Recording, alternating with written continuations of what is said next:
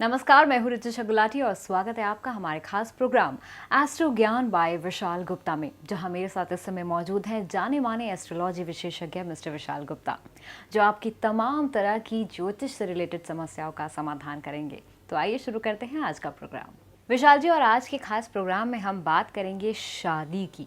शादी से रिलेटेड भी कई तरह की समस्या होती हैं, शादी होने में समस्या होती है, किस तरह से वो टेक्निकल कॉम्बिनेशन होता है शादी का, जिससे एक प्रॉपर शादी की शुरुआत की कही जा सकती है। जी बिल्कुल। आज की तारीख में अगर हम आज के संदर्भ में देखें तो शादी की शुरुआत आजकल कॉलेजेस से ही शुरू हो जाती है। सबसे पहले अफेयर वगैरह शुरू होते हैं, धीरे धीरे अगर वो मैच्योर हो जाते हैं तो उसके बाद वो शादी में परिवर्तित हो जाते हैं।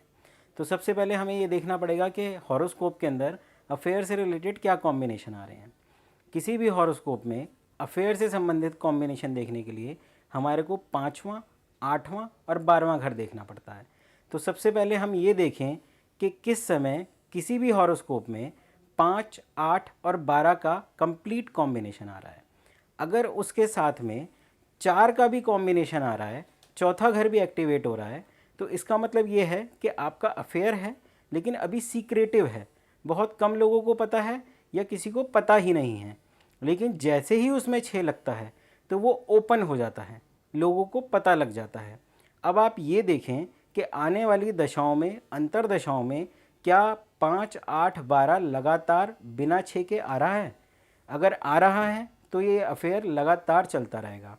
और उसके साथ यदि 7वां, दूसरा और 11वां घर भी एक्टिवेट हो जाता है कुछ समय के बाद, तो वो चीज़ आपकी शादी में परिवर्तित होने में सहायता करती है। बेसिकली शादी का कॉम्बिनेशन 2, 7, 11 होता है।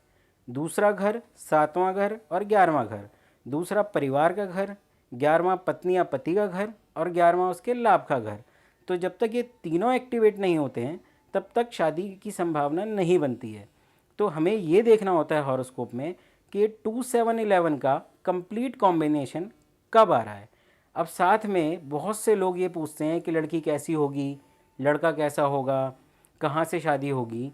तो उसके लिए कुछ बहुत बढ़िया कॉम्बिनेशन है कि अगर आपके 2, 7, 11 के साथ 5 जुड़ जाता है, 5वां घर भी एक्टिवेट होता है उस समय शादी के, तो शादी आपकी चॉइस मैरिज की होगी। लड़का या लड़की आपके अपनी पसंद का होगा, जानकारी में होगा। इसके साथ साथ अगर आपका तीसरा घर भी एक्टिवेट होता है 5वें के अलावा, या सिर्फ तीसरा घर एक्टिवेट होता है दूसरे, 7वें, 11वें के साथ, तो शादी आपकी नोन सर्कल में होगी। आप ऑलरेडी उनको जानते होंगे, आपके कोई रिलेटिव होंगे, आपके किसी फ्रेंड सर्कल में कोई होगा, उससे आपकी शादी की संभावना बनेगी। अगर साथ में आपके राहु केतु भी होते हैं तो इसका मतलब ये है कि शादी इंटरकास्ट होगी। आपकी जो कास्ट है उससे अलग का लड़का या लड़की होगी। शनि का इन्वॉल्वमेंट अगर 2, 7, 11 के साथ आ रहा है तो इसका मतलब ये है कि जो शादी के अंदर आपका पार्टनर होगा उसकी और आपकी एज में डिफरेंस होगा। दोनों सेम एज के नहीं होंगे, दोनों की एज में कुछ सामान्य से ज़्यादा फ़र्क होगा। इसके साथ साथ कुछ लोग ये भी पूछते हैं कि भाई हमारी शादी किसी विदेश से होगी या विदेशी से होगी। तो उसके लिए हॉरोस्कोप में शादी के कॉम्बिनेशन के साथ हम ये देखते हैं कि कहीं 9, 3 और 12 का कॉम्बिनेशन आ रहा है शादी के साथ, क्योंकि 9, 3, 12 विदेश से संबंधित काम कराता है। उसका अगर शादी के साथ संबंध बन रहा है तो शादी विदेश या विदेशी से हो सकती है। इसी के साथ विशाल जी, मैं ये भी जानना चाहूँगी, आपने ये तो बताया कि शादी का कॉम्बिनेशन प्रॉपर क्या होता है, शादी का एंटी कॉम्बिनेशन क्या होता है? बिल्कुल सही। लोग 3 साल से, 2 साल से लगातार शादी के लिए ट्राई करते रहते हैं, लेकिन उनकी कहीं बात बनते बनते रुक जाती है, कहीं बात नहीं बनती है, कुछ ना कुछ परेशानियां आती रहती हैं। तो सबसे पहले ये देखिए कि इस समय शादी का कॉम्बिनेशन बन रहा है या एंटी कॉम्बिनेशन बन रहा है। अगर आपकी शादी के कॉम्बिनेशन बन रहे हैं, पॉजिटिव कॉम्बिनेशन बन रहे हैं, तो आप उस समय शादी के लिए ट्राई कीजिए, कोशिश कीजिए और आपको सफलता मिलेगी। लेकिन अगर उस समय आपकी शादी के एंटी कॉम्बिनेशन बन रहे हैं तो वो आपकी शादी में कहीं ना कहीं किसी ना किसी लेवल पे रुकावट ज़रूर लाएंगे। अब वो शादी के एंटी कॉम्बिनेशन कौन से होते हैं? शादी के एंटी कॉम्बिनेशन के अंदर हम देखते हैं कि 1, 6 और 10, पहला, छठा और 10वां घर अगर एक्टिवेट हो रहा है तो वो शादी के अंदर किसी ना किसी तरीके से रुकावट देगा। सबसे महत्वपूर्ण बात ये होती है कि हमें ये देखना है कि 1, 6, 10 या शादी का कॉम्बिनेशन 2, 7, 11 कौन कौन से ग्रह दे रहे हैं। तो हमें उसी से संबंधित उपाय करने होते हैं ताकि कम से कम परेशानियां आएँ और जो हमारे शादी से संबंधित कार्य है वो आराम से निमट जाए। तो शादी का जो एंटी कॉम्बिनेशन है वो पहला, छठा और 10वें घर का एक्टिवेशन दिखलाता है।